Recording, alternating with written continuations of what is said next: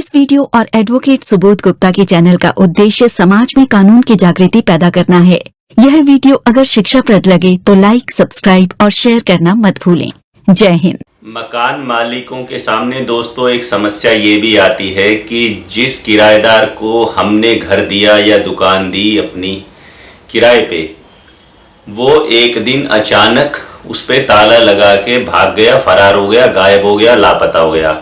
पहले तो किराया दे रहा था, कभी आगे दे रहा था, कभी पीछे दे रहा था, फिर धीरे धीरे उसने किराया देना बंद कर दिया और अब स्थिति ये है कि ना तो किराया आया है पिछले 1-2-3 महीने से और ना ही उसका कुछ पता है कि वो किराएदार कहाँ गया, और आपने घर जो उसे दिया था उस पर लगा एक मोटा सा ताला।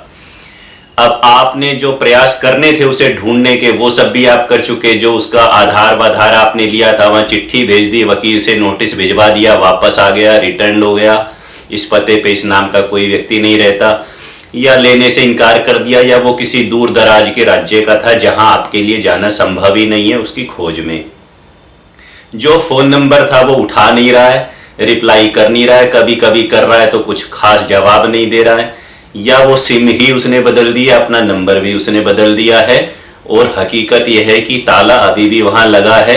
उसका सामान उसके अंदर है या नहीं है, कितना है पता नहीं है, मानते हैं कि शायद होगा ही, और वो गायब हो गया है। अब आप सोच रहे हो कि भाई साहब मेरे को किराया भी नहीं मिला पिछले 3 महीने से और उसने ताला भी लगा दिया घर पे, अब मैं क्या करूं? ऐसे किराएदार से पीछा कैसे छुड़ाऊं? ये खाली करे तो किसी दूसरे को दूं, पहली बात तो दिमाग में यही आएगी। और दूसरी ये आएगी कि भाई मैं ये ताला तोड़ दूं खुद या ना तोड़ूं, या इसे कैसे खुलवाऊं? पुलिस के पास जाऊं या कोर्ट में जाऊं? करूं तो करूं क्या, और जाऊं तो जाऊं कहां? अब आज के इस वीडियो में कुछ बातें तो मैं करूंगा लीगली, क्योंकि एडवोकेट हूं बाय प्रोफेशन, तो इसलिए हमेशा सपोर्ट करता हूं कि भाई हमें लीगली ही कार्य करना चाहिए। और कुछ बातें आपको बताऊंगा प्रैक्टिकल जो करते हैं लोग। अब मैं नहीं कह रहा कि आप उसे करें या मत करें, वो आपके विवेक पे मैं छोड़ता हूं। मेरा काम है आपको लॉ बताना कि क्या गलत है क्या सही है, उसके बाद कौन क्या करता है वो उस व्यक्ति का अपना विवेक है। पहली बात तो आप ये समझ लीजिए कि अगर आपने किराएदार को रखा था एग्रीमेंट बना के और वो लापता है, तो आपके मन में जो ये विचार चल रहा है कि मैं इस ताले को तोड़ दूं, तो ऐसा करना कानूनन रूप से अपराध है। आप उस ताले को नहीं तोड़ सकते, और आपके खिलाफ अगर वो टेनेंट लौट आया, किराएदार लौट आया, तो क्रिमिनल ट्रेसपास का और चोरी का और कई तरह के आपके ऊपर इल्जाम लग सकते हैं, आपके खिलाफ FIR दर्ज हो सकती है। तो ताला तोड़ना आपके अधिकार क्षेत्र में नहीं आता, लीगली आप ऐसा नहीं कर सकते। दोस्तों, अगर ताला तोड़ना अपराध है, गलत है, आप ताला नहीं तोड़ सकते, तो फिर क्या कानूनी प्रक्रिया है? कानूनी प्रक्रिया के लिए सबसे पहले इंसान को पुलिस याद आती है। पुलिस आपकी मदद कितना करती है और कितना नहीं करती वो तो आप जानो कि आप किस पद पे हो, किस ओहदे पे हो, और कितने इन्फ्लुएंशियल हो समाज में, कितना दमखम है आप में, तो उसके हिसाब से पुलिस सुनेगी। तो अगर आप पुलिस के पास जाएंगे तो मुझे लगता नहीं है कि पुलिस वाले आपकी कोई मदद करेंगे। वो बोलेंगे भाई साहब ये एक दीवानी मामला है, सिविल मैटर है, रेंट एग्रीमेंट से रिलेटेड है, वो आपका किराया नहीं दे रहा या भाग गया तो हम क्या करें? तो इसमें हम ताला नहीं तोड़ सकते, क्योंकि कानूनन रूप से पुलिस को कोई पावर नहीं है कि वो आपके साथ आए और ताला तोड़ दे और अंदर घुस के उसके सामान को बाहर फेंक दे। पुलिस कानून से बंधी है, कम से कम ऐसा हम मानते हैं कि पुलिस कानून से बंधी है, और वो कोई भी गैर कानूनी कार्य नहीं करती है ना। तो वो ताला नहीं तोड़ेगी, वो कोर्ट का ऑर्डर मांगेगी आपसे। कोर्ट का ऑर्डर लेने के लिए तो आपको भाई साहब कोर्ट जाना पड़ेगा। अब आप कोर्ट जाएंगे, कोर्ट जाके एक पिटीशन डालेंगे कि भाई कोर्ट में जज साहब ये मेरा मकान था, मैंने इस एग्रीमेंट के तहत किराए पे दिया था, इतने महीनों से ना किराया मिल रहा है, ना किराएदार का पता चल रहा है, फोन मैसेज व्हाट्सएप ईमेल सब कर लिए, आधार पे चिट्ठी भेज दी, वकील का नोटिस भेज दिया, सामने वाला फिर भी ना कोई रिस्पॉन्स दे रहा है। अखबार में इश्तिहार भी छपवा दिया, कई लोग अखबार में पब्लिक नोटिस भी छपवा देते हैं, मकान मालिक की भाई ये किराएदार है, कृपया संपर्क करें, नहीं तो हम 15 दिन के अंदर ताला तोड़ देंगे या कुछ भी कर लेंगे या कानूनी कार्रवाई करेंगे आपके खिलाफ। तो पब्लिक नोटिस भी छपवा दिया, ये आया नहीं है। पुलिस के पास हमने गए थे तो हमने ये एक मिसिंग रिपोर्ट दी थी कि टेनेंट हमारा कहीं पे भाग गया है। पुलिस ने हमें उसकी कोई रिसीविंग दी नहीं, कोई FIR रजिस्टर करी नहीं, उन्होंने करनी भी नहीं थी क्योंकि कोई संज्ञेय अपराध या कोग्निजेबल ऑफेंस जिसमें FIR रजिस्टर होती है ऐसा हुआ नहीं है। फिर भी हमने पुलिस को सूचना दे दी थी एक NCR कि भाई ये टेनेंट मिसिंग है और अब हमारी जो प्रॉपर्टी है उसके कब्जे में है और इतने महीने का हमारा पैसा नहीं मिला, साथ में हमारा वकील का खर्चा हो रहा है, स्कोर्ट का खर्चा हो रहा है, हमारी मेंटल हरासमेंट हो रही है, हमें कंपनसेशन दिलाओ, हमारा बचा हुआ किराया दिलाओ और हमें इस घर का पोजेशन वापस दिलाओ और ये डायरेक्शन दो कि भाई हम इस ताले को तोड़ दें या ऑनरेबल कोर्ट किसी व्यक्ति को, अधिकारी को अपॉइंट कर दे, लोकल कमिश्नर बोलते हैं उसे अपॉइंट कर दे कि वो वहाँ पे जाए, वो ताला अपनी प्रेजेंस में खुलवाए और जो सामान है उसे सील कर दे या जब्त कर ले और उसको बेच के रिकवरी करके हमारा पैसा जितना है उतना दिलवाया जाए। अब ये मुकदमा अगर आप डालेंगे दोस्तों तो आप अभी समझते हो न्याय व्यवस्था को और मेरे से बेहतर ही समझते हुए, तो इसमें अब कितने साल लगेंगे पता नहीं। और आप बुजुर्ग हैं कि जवान हैं ये मुझे नहीं पता है। अगर आपकी उम्र पहले ही 70 और उसके आसपास है तो भगवान ने आपको कितना समय दिया है कोर्ट केस लड़ने का, वो आप ऊपर वाले से पूछ लो। लेकिन एक लंबी कानूनी प्रक्रिया हो सकती है उस आदमी के खिलाफ जो लापता हो गया है। कोर्ट का नोटिस जाएगा तो कहाँ जाएगा, वापस आएगा, केस एक्स पार्टी चलेगा, एविडेंस होंगे, सबूत होंगी, छुट्टियां होंगी, कभी वकील बीमार होगा, कभी जज बीमार होगा, कभी कुछ होगा और कभी कुछ होगा। 5 साल लगेंगे कि 10 साल लगेंगे पता नहीं। अब कानूनी प्रक्रिया तो दोस्तों यही है जो अब मैंने बताई आपको। अगर आपका किराएदार ताला लगा के भाग गया, किराया दे नहीं रहा, तो कानून ये कहता है कि पुलिस ताला तोड़ेगी नहीं, आप ताला तोड़ोगे नहीं और आप कोर्ट में जाओगे और कोर्ट से लॉफुल तरीके से कोर्ट का ऑर्डर लेकर आओगे तो ही आपका मकान दोबारा से खुलेगा, तो ही दोबारा से आपको कब्जा मिलेगा। क्योंकि रेंट एग्रीमेंट के तहत आपने जो पोजेशन है अपने घर का फिजिकल पोजेशन वो किराएदार को दे दिया था। अब आप उसको इलीगली डिस्पोजेस नहीं कर सकते, गैर कानूनी तरीके से पोजेशन वापस नहीं ले सकते। आपको विधि पूर्वक ही कानूनन तरीके से ही अपने घर का कब्जा वापस लेना पड़ेगा। फ्रस्ट्रेट हो रहे हो तो होना ही पड़ेगा, क्या कर सकते हैं। मैंने आपको कानूनी प्रक्रिया बताई है। इसके अलावा कुछ और बातें बताता हूं जो कि आपका मकान खाली करा दें ऐसी स्थिति में तो काम नहीं आएंगी, समझने का प्रयास कीजिएगा बारीकी से, बल्कि वो आपके ऊपर कोई इल्जाम ना लगा दे उस स्थिति में एक ढाल का काम कर सकती हैं। फॉर एग्जाम्पल कहानी शुरू होती है वहां से जब वो आपके पास आया था किराए पे आपका घर या मकान दुकान मांगने के लिए। तो पहली सावधानी तो दोस्तों जब आप अपना घर मकान दुकान किसी को भी किराए पे दें ये रखनी है कि कोशिश करिए कि वो व्यक्ति के साथ जो आप रेंट एग्रीमेंट बना रहे हैं उसमें एक लोकल गारंटर बनाएं जिसको कि आप पकड़ सकें कि भाई साहब आप लोकल गारंटर बने थे और लोकल गारंटी की क्लॉज उस एग्रीमेंट में डालें। तो लोकल गारंटर भी जिम्मेदार होगा सारा एरियर देने के लिए, रेंट का बकाया रेंट देने के लिए। उसमें और क्लॉजेस भी ऐड की जा सकती हैं इस प्रकार की कि यदि एक किराएदार 30 दिन की अवधि के लिए गायब हो गया बिना बताए और किराया भी नहीं दिया और रिप्लाई भी नहीं कर रहा है तो ये मान लिया जाएगा कि उसने त्याग कर दिया है, रेंटेड प्रीमाइसिस को अबंडन कर दिया है और ऐसी अवस्था में टेनेंसी को टर्मिनेट मान लिया जाएगा। और जो ये गारंटर इन्होंने बनाया है, टेनेंट सहमति दे रहा है गारंटर को कि ये गारंटर इस ताले को तोड़ सकते हैं, टेनेंट के बिहाफ पे प्रीमाइसिस को खोल सकते हैं और इसे क्रिमिनल ट्रेसपास नहीं माना जाएगा। ऐसा नहीं माना जाएगा कि कोई अपराध घटित हुआ है और जो सामान है वो गारंटर अपने पास रख सकता है। इस प्रकार की बातें रेंट एग्रीमेंट में लिखी जा सकती हैं। अब मैं ये नहीं कह रहा हूं, रिपीट कर रहा हूं कि मैं ये नहीं कह रहा हूं कि आप ये सब लिख देंगे तो गारंटर ताला तोड़ने का कानूनन रूप से हकदार हो जाएगा, या आप हकदार हो जाओगे, या उसका सामान बाहर फेंकने के लिए या बेचने के लिए आप हकदार हो जाएंगे। ऐसा नहीं कह रहा हूं, लेकिन पूरी सिचुएशन जो आपके अगेंस्ट थी उसमें से कुछ पॉइंट हम ऐड करेंगे तो लीगली जो आपका डिफेंस है, कल को अगर आपको कोई गैर कानूनी काम करके ताला तोड़ना भी पड़ गया, उसकी भी चर्चा करूंगा कि उसके क्या परिणाम और दुष्परिणाम हो सकते हैं। तो आप कोर्ट को कम से कम और पुलिस को कम से कम ये दिखा सकते हो कि भाई साहब मैंने कोई गैर कानूनी काम नहीं किया है, एग्रीमेंट में ऐसा लिखा था, सामने वाले ने साइन करा था, तो ये जो प्रक्रिया अपनाई गई थी ये कॉन्ट्रैक्ट उस एग्रीमेंट के हिसाब से अपनाई गई थी। फिर से रिपीट कर रहा हूं कि आपके ऐसा लिख देने से जरूरी नहीं है कि पुलिस आपको बख्श दे और आपके खिलाफ एफआईआर ना करे या कोर्ट आपको छोड़ दे।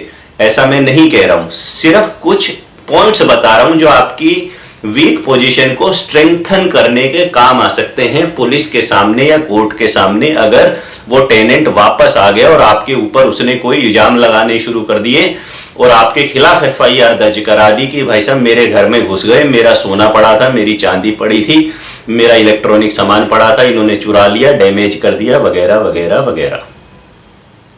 तो एक तो ये हो गया रेंट एग्रीमेंट वाली बात।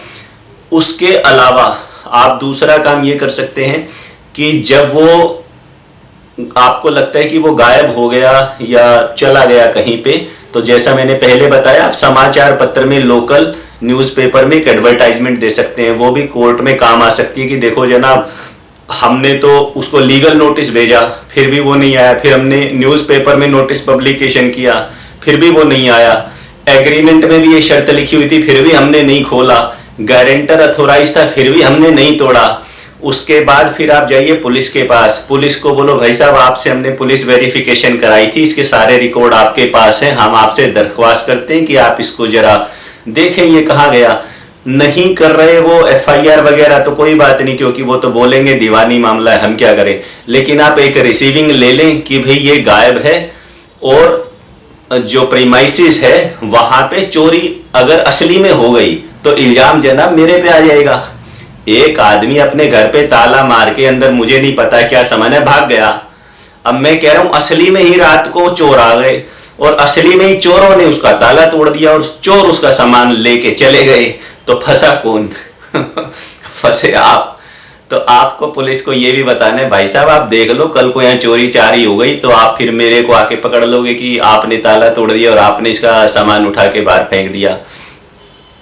ठीक है, पुलिस में फिर भी अगर आपकी जान पहचान अच्छी है, सेटिंग वर्ड यूज नहीं करूंगा, अच्छा शब्द नहीं है, पुलिस में आपकी जान पहचान अच्छी है, आप एक प्रभावशाली व्यक्ति हैं, तो रिक्वेस्ट करें दरोगा साहब से कि जनाब 2 सिपाही को मेरे साथ भेज दे, मैं वीडियो कैमरा ले आता हूं और 2 पड़ोसियों को या गणमान्य व्यक्तियों को समाज के साथ ले लेते हैं, आपकी उपस्थिति में ताला खोल लेते हैं चाबी वाले को बुला के और पूरा रिकॉर्डिंग कर लेते हैं कि अंदर अंदर क्या क्या सामान है, और उसका जो सामान है जनाब वो भी हम कोई फेंक नहीं रहे, एक कमरे में ताला मार देते हैं और चाबी आपको दे देते हैं। हमारी ऐसी कोई मंशा नहीं है कि हम उसका सामान ले लें या फेंक दें या इसे कहीं और शिफ्ट कर देते हैं सामान को, अगर ज्यादा ही सामान है और पूरा प्रीमाइसिस घिर रहा है तो ये संभव है, तो ये भी किया जा सकता है।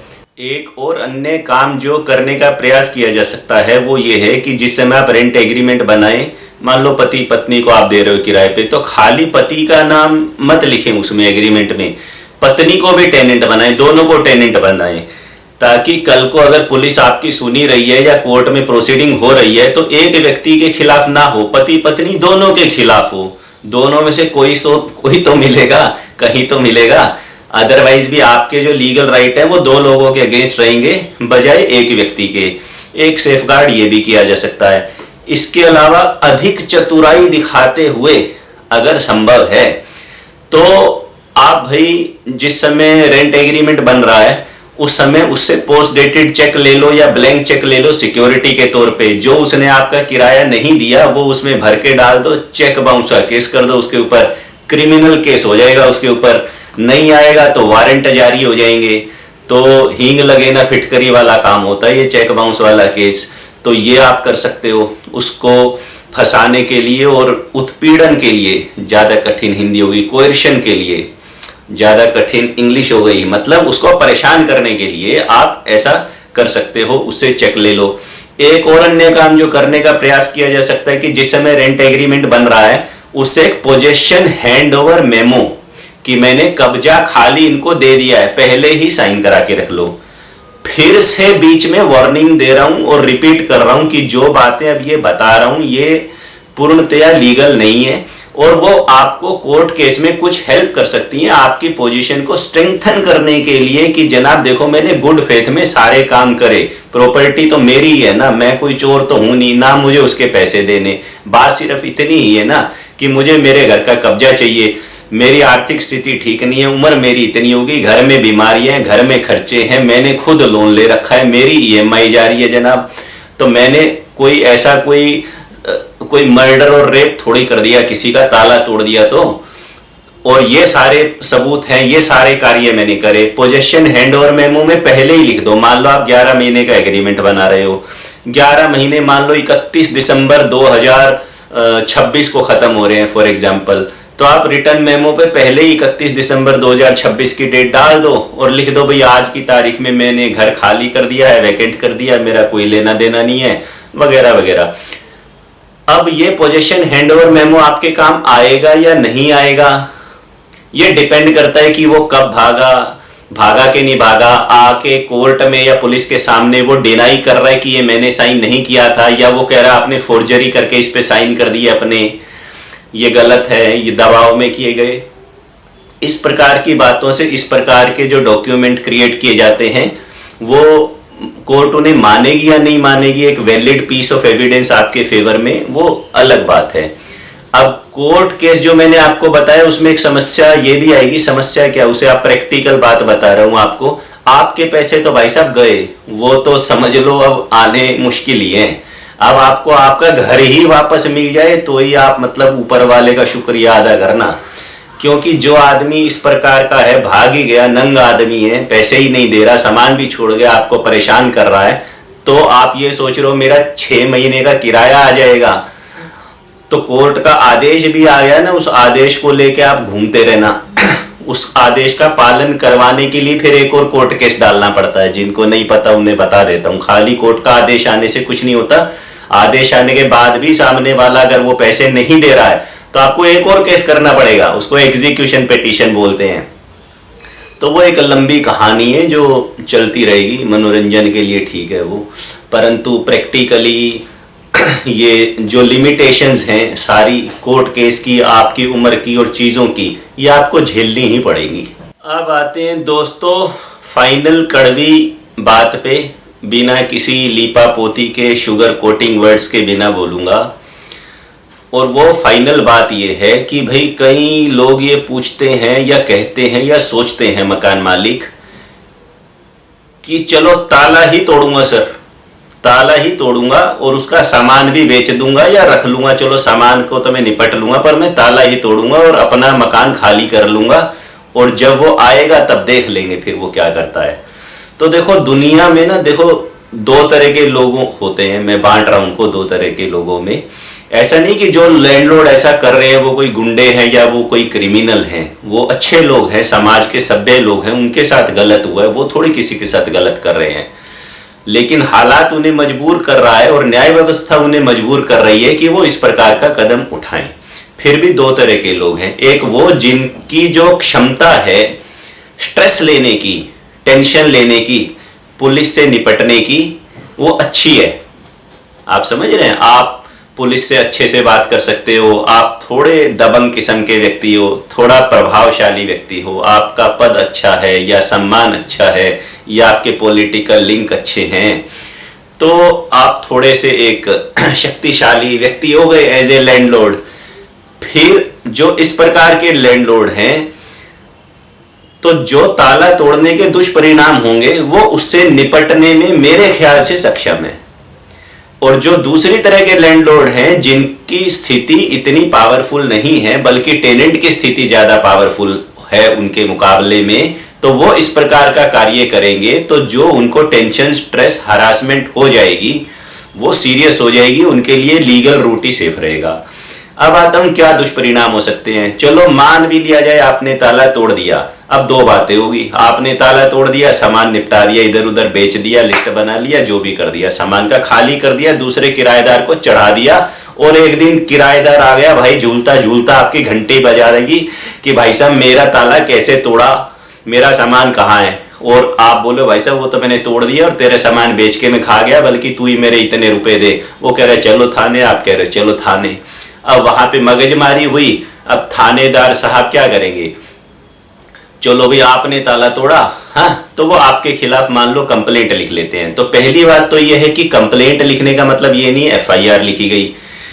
कंप्लेंट लिखने में और एफआईआर लिखने में कितने पापड़ बेलने पड़ते हैं ये आप अच्छे से जानते हो। कभी आपका पुलिस से वास्ता पड़ा हो तो बड़े बड़े अपराधों में पुलिस आसानी से एफआईआर दर्ज नहीं करती है, तो एक छोटा सा मामला है उनकी नजर में। तो आपके खिलाफ एफआईआर होगी या नहीं होगी कोई पक्की गारंटी नहीं है। मतलब आप खाली कंप्लेंट पे भी मामला निपट सकते हैं, जरूरी नहीं है कि एफआईआर हो। एफआईआर हो भी गई तो किन धाराओं में होगी, क्रिमिनल ट्रेसपास, भाई जबरदस्ती घर में घुसे, चोरी कर ली, इसको धमकाया, मिसचीफ किया, इस प्रकार की धाराओं में होगी। तो सवाल एफआईआर होने से भी क्या आपका कुछ बिगड़ गया? क्या पुलिस आपको इन एफआईआर में अरेस्ट करेगी इन धाराओं में? आपको इतने बड़े कोई गुनाहगार तो हो नहीं, ना कोई इतनी बड़ी बात है, ना ही आपका कोई क्रिमिनल ट्रैक रिकॉर्ड है, और आप इन्वेस्टिगेशन में सहयोग दे रहे हो, तो क्या पुलिस आपको अरेस्ट कर लेगी?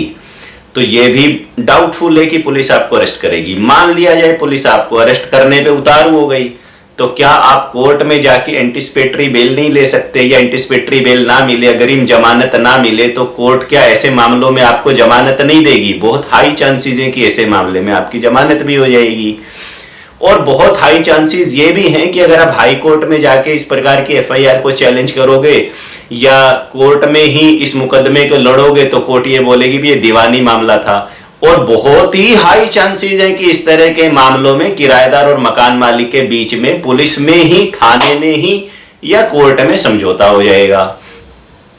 तो ले दे के वो आपका कुछ खास बिगाड़ पाए ऐसा मुझे लगता नहीं है। लेकिन अगर, फिर कह रहा हूं, अगर आप इस प्रकार के व्यक्ति हैं, नरम दिल हैं, कोमल नेचर है आपकी, ऊंची आवाज में कोई बात करते हैं तो आपका दिल धड़कना शुरू हो जाता है, रात को नींद गायब हो जाती है, आप फालतू की टेंशन जीवन में मोल नहीं ले पा रहे हो, पुलिस से नहीं निपट सकते हो, कोर्ट कचहरी से नहीं निपट सकते हो, तो फिर आपको ये जो प्रोसेस है, थाने में जाना, इंक्वायरी करना, बेल लेना, वकील करना, अपने आप को आरोपी के कटघरे में देखना एक उस रूप में कि भाई मैंने कोई अपराध किया है, तो वो आपके लिए एक थोड़ा टफ काम हो सकता है। तो इन सब बातों को ध्यान में रखते हुए दोस्त, कोई भी कार्य आप करना, अगर आप ऐसी स्थिति में फंस गए हो कि किराएदार ताला लगा के भाग गया है। यह वीडियो ना तो कोई विज्ञापन है और ना ही प्रत्यक्ष या अप्रत्यक्ष रूप से कोई आमंत्रण। वीडियो में कही गई बात कानूनी सलाह नहीं है और न ही एडवोकेट सुबोध गुप्ता इसकी पूर्ण सत्यता और प्रामाणिकता का दावा करते हैं। यह वीडियो अगर शिक्षाप्रद लगे तो लाइक, सब्सक्राइब और शेयर करना मत भूलें। जय हिंद।